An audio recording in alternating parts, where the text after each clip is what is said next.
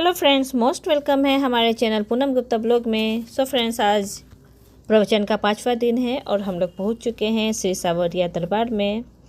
सो प्रिय शिव भक्तों, आप सभी का हमारे चैनल पर हार्दिक स्वागत है। आज हम शिव महापुराण कथा के 5वें दिव्य दिवस में प्रवेश कर रहे हैं। भगवान शिव की कृपा आप सभी पर सदैव बनी रहे। यदि आप सच्चे शिव भक्त हैं और भोलेनाथ की ऐसी ही कथाएं, भजन और धार्मिक वीडियो से नियमित देखना चाहते हैं तो अभी हमारे चैनल को ज्वाइन करें, सब्सक्राइब करें। वीडियो शुरू करने से पहले हर हर महादेव अवश्य लिखें ताकि हम सब मिलकर भगवान शिव का स्मरण कर सकें। चलिए, कथा प्रारंभ होने जा रहा है, आप लोग ध्यान से सुनिए। भगवान मार्कंडेय जी का आश्रम है और वहीं पर भगवान शंकर जी ने मार्कंडेय जी को यमराज से बचाई थी।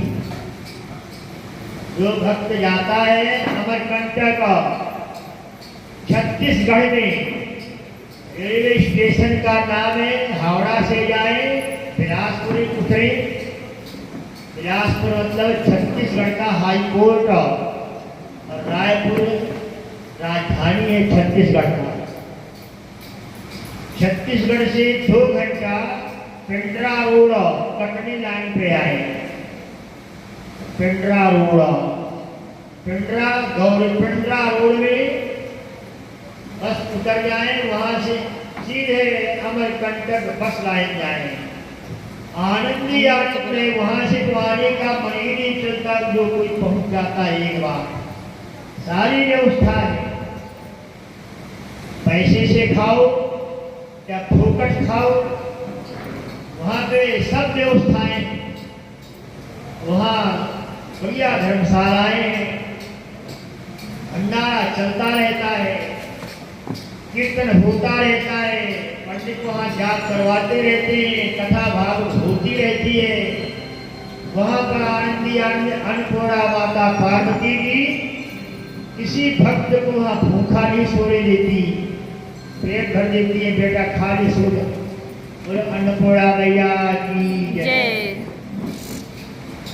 एक तीर्थ है महाराज गणेश तीर्थ, गणेश शिवलिंगा नर्मदा किनारे।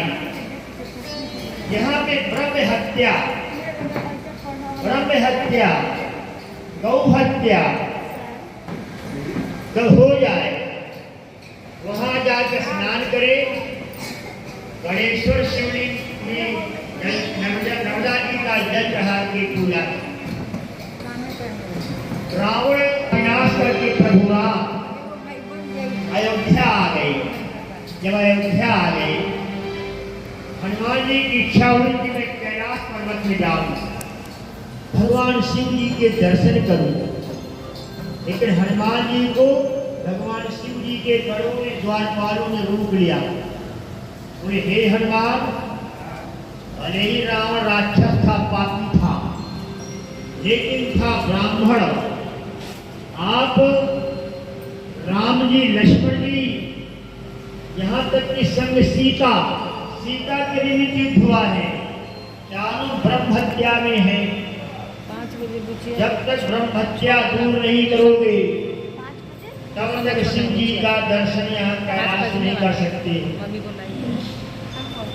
भगवान हनुमान जी कहते हैं, ठीक है, मैं प्रभु राम जी से आज्ञा मांगा। हनुमान जी आ गए अयोध्या, सारी बातें बताई। राम जी कहते हैं, हाँ हनुमान, रावण था ब्राह्मण, वशिष्ठ ऋषि का वंशज था। ब्रह्म हत्या में हम चारों लगे। वशिष्ठ मुनि को बुलाए, ये ब्रह्म हत्या कैसी दूर हो। वशिष्ठ मुनि कहते हैं, हे राम, आप जाइए नर्मदा, ये पड़ता है मांडला।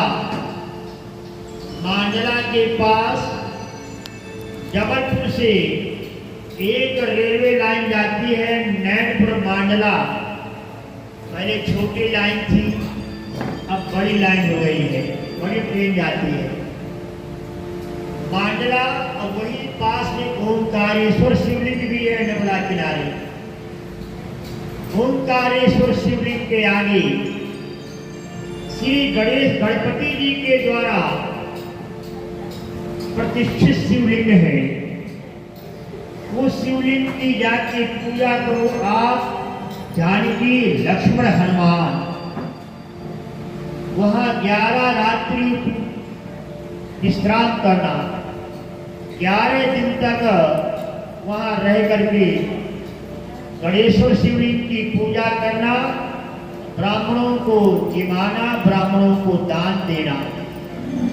प्रभु राम जी चारों गए वहाँ पे जाकर के वहाँ के पुरोहित ब्राह्मणों को लेकर के 11 दिन 11 रात्रि नर्मदा किनारे ओंकारेश्वर से 7 किलोमीटर पूरब बस वहाँ विश्राम किए। रोज पूजा करते भगवान शिवलिंग की, गणेश्वर शिवलिंग की।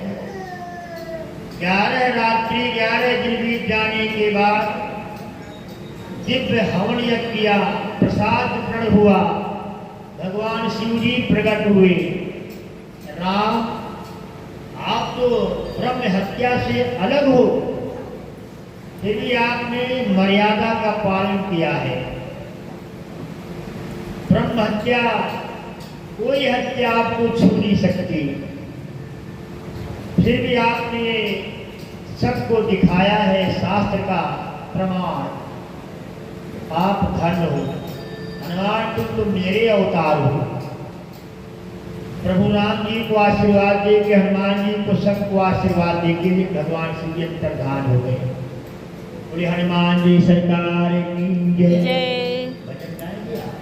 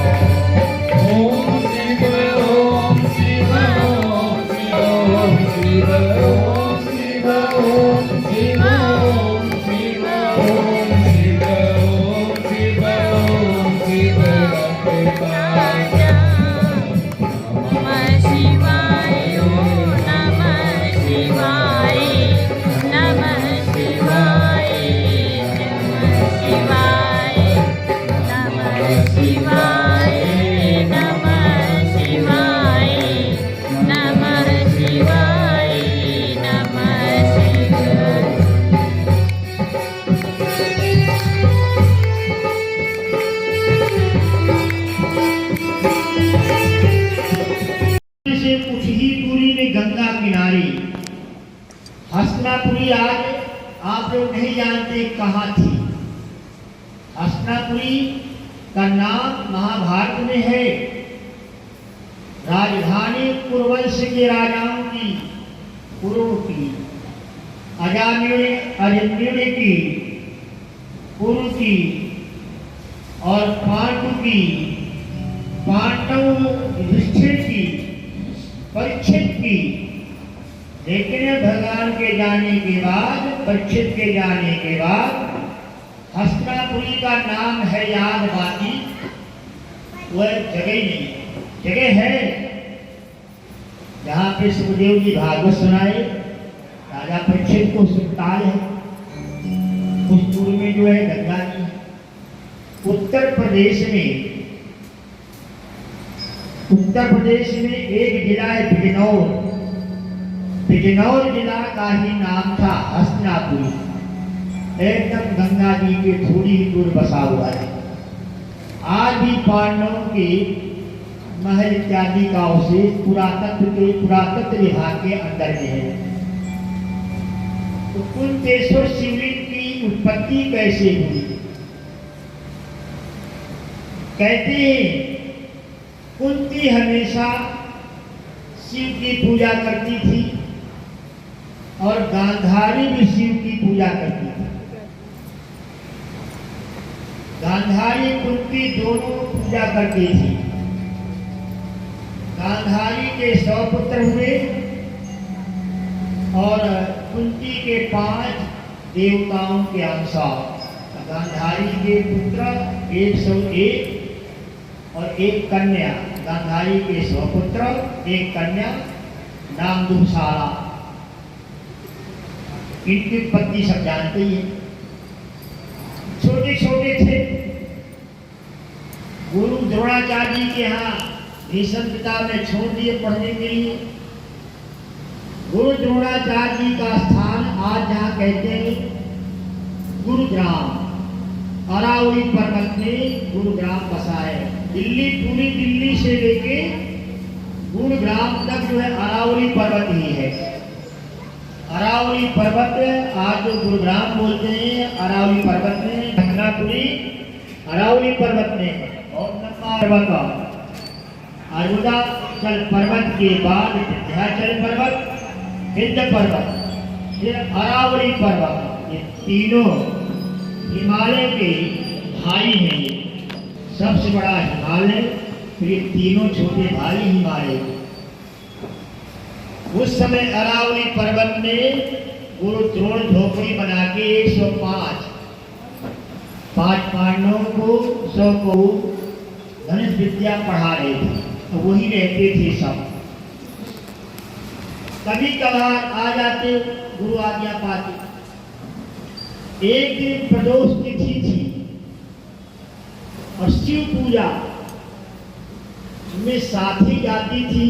गांधारी बड़ी है, कुंती छोटी है, देवरानी है। कुंती के पति नहीं है पांडु। गांधारी का जो पति है धृतराष्ट्र, दुष्ट पापी, जो राष्ट्र को हड़प के रखे, दूसरे के राज्य को हड़प के रखे, अंधा है, अज्ञानी है, उसको कहते हैं धृतराष्ट्र। वो रानी बनी है जबरन।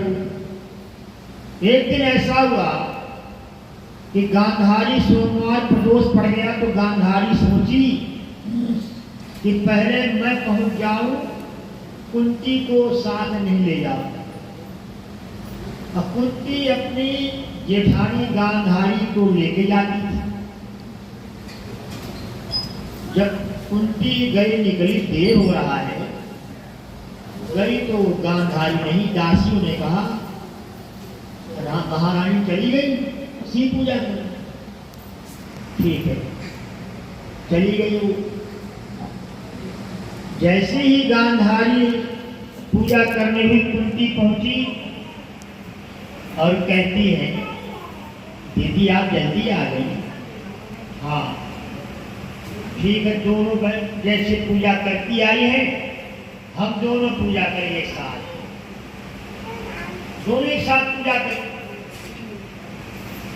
या तो भाई मान लो 2 भक्त एक साथ मंदिर में घुसे हैं, चल भैया हम दोनों एक ही लोटा को पकड़ ले, एक ही साथ जल छोड़ दी और चंदन लगा दी, अलग अलग बेलपत्र चढ़ा दी। तो जल्दी है ना, जाना है, तो उस समय हो जाता।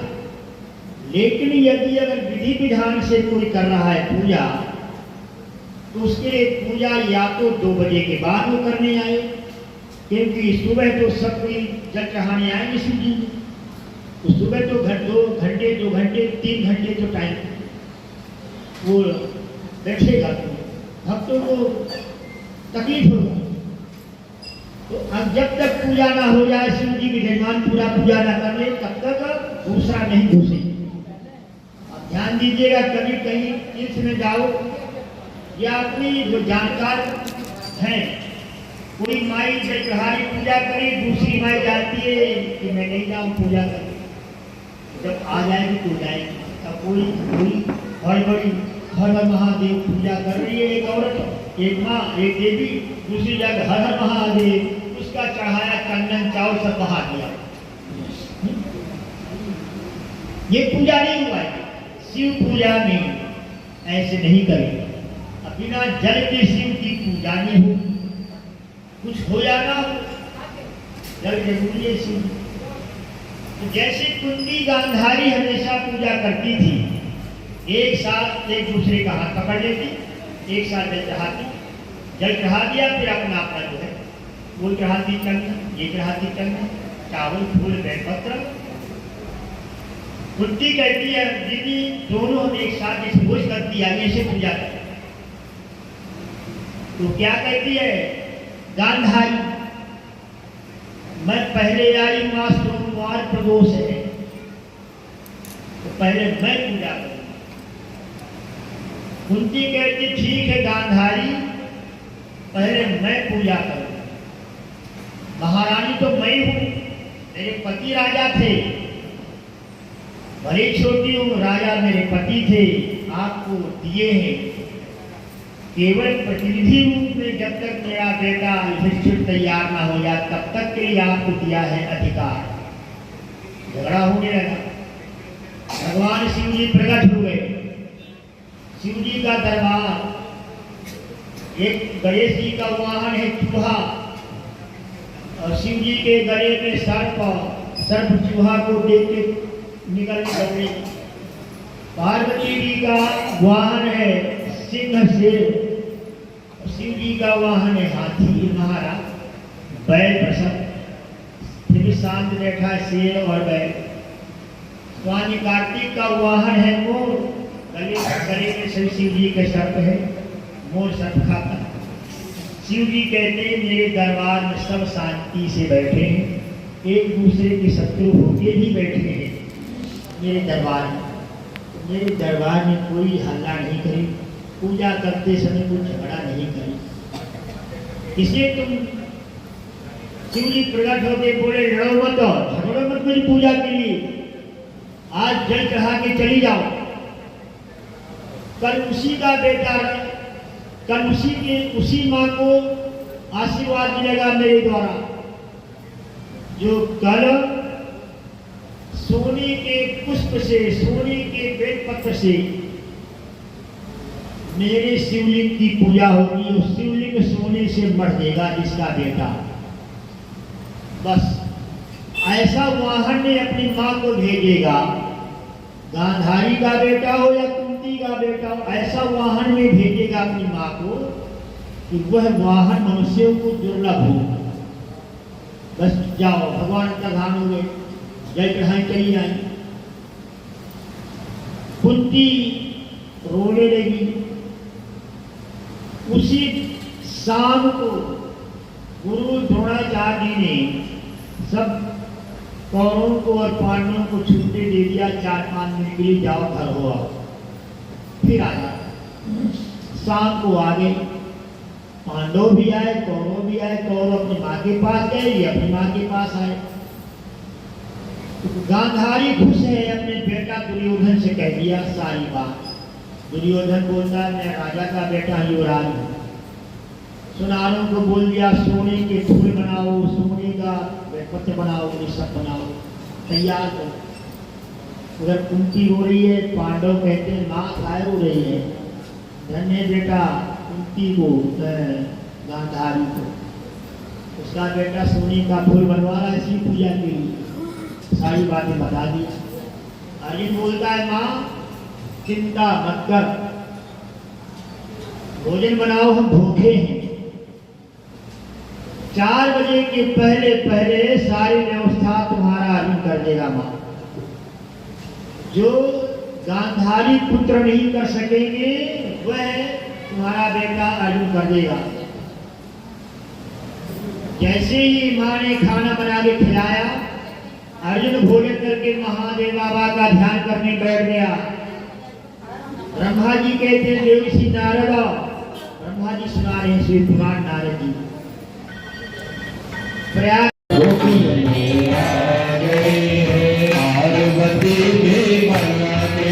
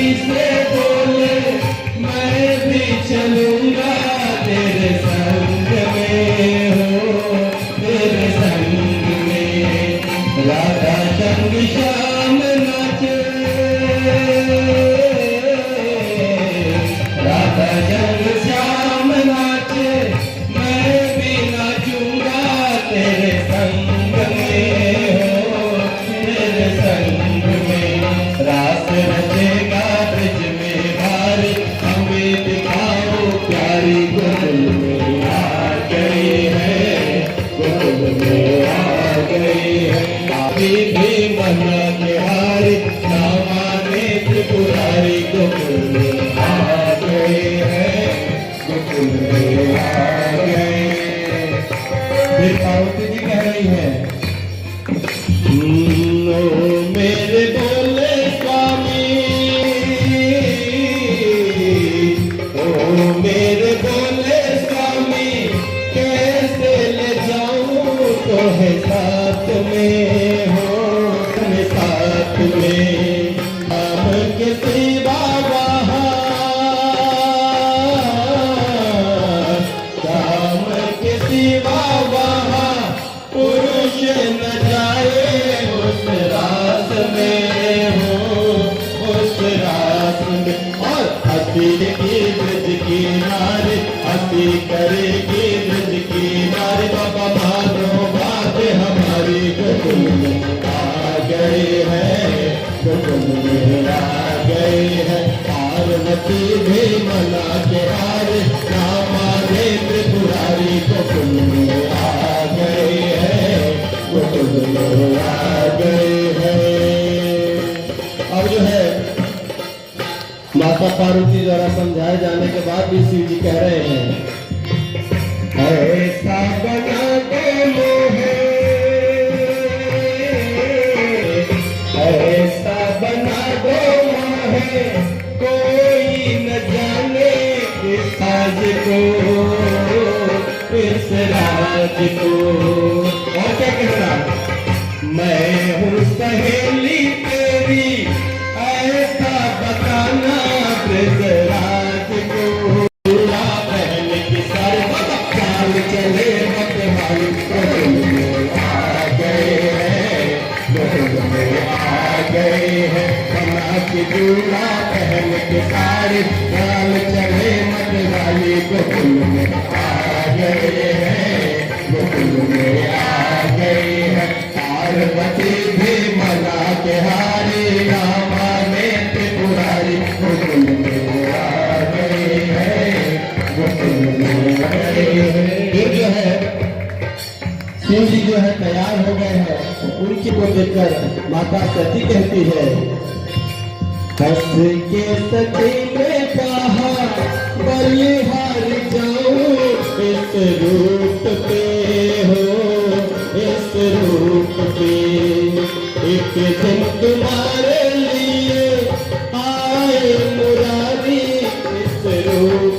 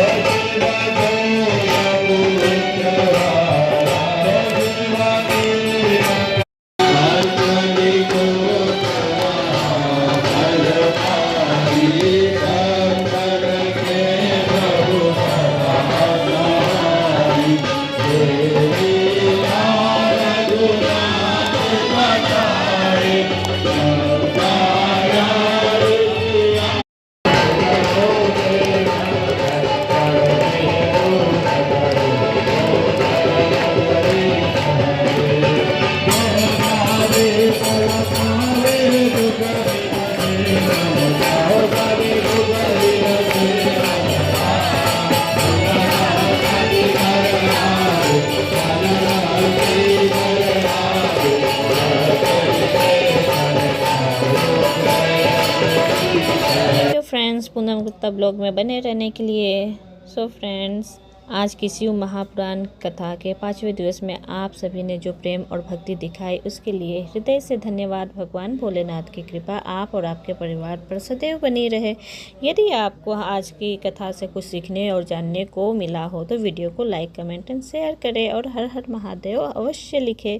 ऐसी ही दिव्य शिव महापुराण कथाओं और भजनों और धार्मिक कार्यक्रमों को देखने के लिए हमारे चैनल को सब्सक्राइब करें। यदि हमारे चैनल के सदस्य बनकर सहयोग करना चाहते हैं तो ज्वाइन बटन भी अवश्य दबाएं। कल फिर मिलेंगे शिव महापुराण कथा के 6ठे दिव्य दिवस के साथ। तब तक के लिए जय भोलेनाथ, हर हर महादेव।